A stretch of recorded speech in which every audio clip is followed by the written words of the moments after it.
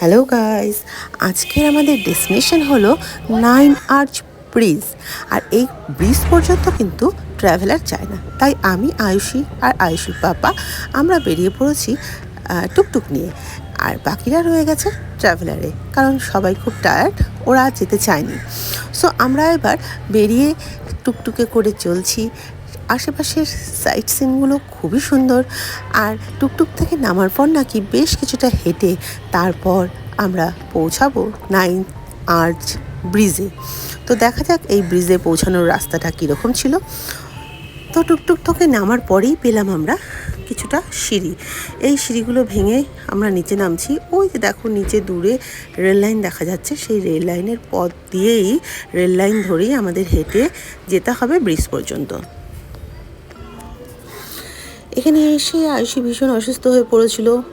কালকে ওকে ডাক্তার দেখানো হয়েছে, আর ভীষণই ভালো ডক্টর ছিলেন উনি, যার ওষুধে আয়ুষী আজকে সোজা হয়ে দাঁড়িয়েছে এবং ঘুরতে পারছে। আমরা তো ভাবিনি ওকে নিয়ে আমরা ঘুরতে পারবো, ভেবেছিলাম হোটেলে বসে থেকেই আমাদের বাড়ি ফিরে আসতে হবে, কিন্তু আজকেও অনেকটা ভালো। তো বাবার হাত ধরেও আগে আগে চলছে, আর আমি পিছনে ক্যামেরাম্যান, ফটো ক্যামেরা ভিডিও সমস্ত করে চলেছি। সো এখন এই রেল লাইন বেয়েই আমাদের এগিয়ে যেতে হবে। সঙ্গে কিছু ফটোশ্যুটও করে নিলাম ফটাফট। এত ফাঁকা, এত সুন্দর একটা ভিউ ছেড়ে দেওয়া যায় বলো?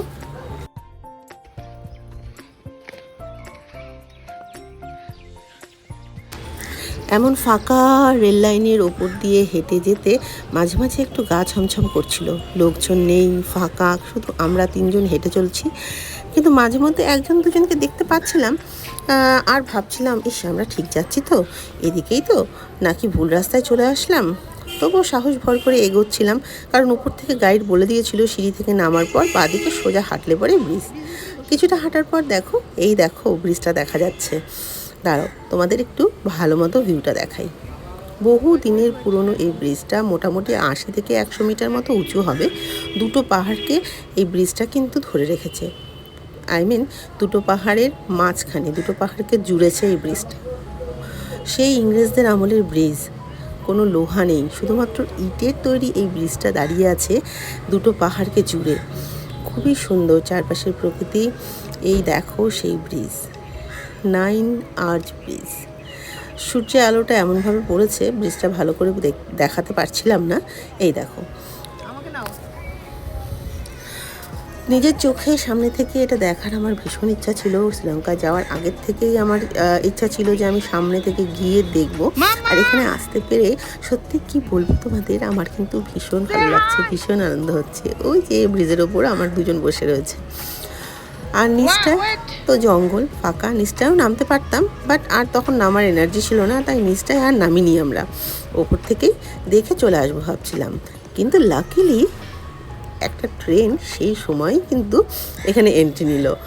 আমাদের এখানে ট্রেন দেখার খুবই ইচ্ছা ছিল, আর সেই ইচ্ছাটা কিন্তু পূরণ হয়ে গেল।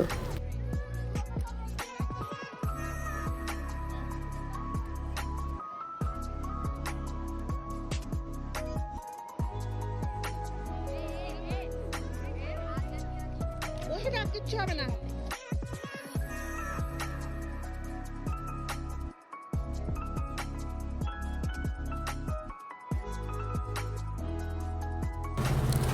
ট্রেনের আওয়াজ পেয়েই শুরু হয়ে গেল চারিদিকে দৌড়াদৌড়ি, লাফালাফি। ছেলেগুলো এপার থেকে ওপার, ওপার থেকে এপার দৌড়াতে শুরু করলো। আর আস্তে আস্তে ট্রেনটা যখন ভেতর দিকে আসছে, গুহার ভিতর থেকে বেরিয়ে রেল লাইন দিয়ে, ওহ সেটা দেখতে যে কি ভালো লাগছিল, দারুণ। এই ব্রিজটায় সবসময় ট্যুরিস্ট থাকে মোটামুটি, সেই জন্য এই ব্রিজের ওপর দিয়ে যখন ট্রেনটা যায় তখন কিন্তু খুব আস্তে ধীরে ধীরে যায়, এবং ব্রিজের ওপরে এসে বেশ কিছুক্ষণ দাঁড়িয়েও যায়। কারণ ট্রেনে যারা জার্নি করে তারা এই ব্রিজটার উপর থেকে রেলগাড়ি চড়া অবস্থায় ভিউটা নেওয়ার জন্য কিন্তু এই ট্রেনটা ভ্রমণ করে।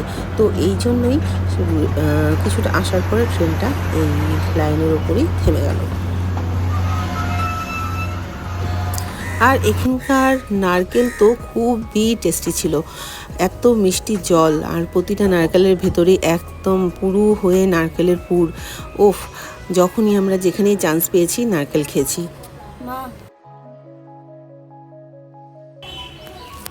আমরাও কালকে এই ট্রেনটা করেই জার্নি করেছি, কিন্তু এই ব্রিজটা ক্রস করার আগের স্টেশনেই আমরা কিন্তু ট্রেন থেকে নেমে গিয়েছিলাম। সো আমরা ট্রেনে থাকা অবস্থায় ব্রিজটার উপর দিয়ে যাইনি বা ব্রিজটা পাইনি। তো আমাদের যে ট্যুরিস্ট মানে প্ল্যানার ছিল, উনি বলেছিলেন যে আজকে আমাদের এই ব্রিজটা দেখাতে নিয়ে যাবে, কিন্তু কোনো ট্রেন থাকবে না। কিন্তু আমরা যেই টাইমিংয়ে এখানে আসলাম, লাকিলি আমরা কিন্তু ট্রেনটা এখানে দেখতেই পেয়ে গেলাম। এবার আস্তে আস্তে ফেরার পালা। আমরা ওই লাইন ধরেই আস্তে আস্তে আবার বাইরের দিকে এগোতে থাকলাম। আস্তে আস্তে এগোতে এগোতে এবার আমাদের ফিরে যেতে হবে আবার ট্রাভেলারে, যেখানে সবাই আমাদের জন্য অপেক্ষা করে আছে।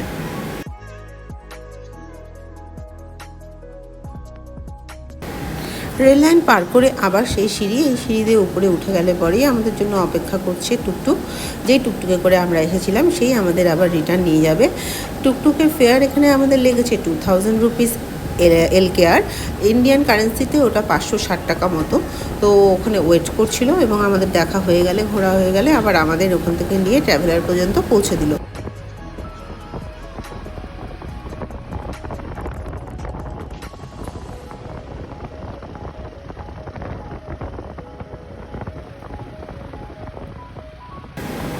এই ব্রিজটা দেখার জন্য কিন্তু কোনো রকম টিকিট বা কোনো রকম টাকাই আমাদের লাগেনি, শুধু টুকটুক ভাড়া করে আসতে হয়েছে।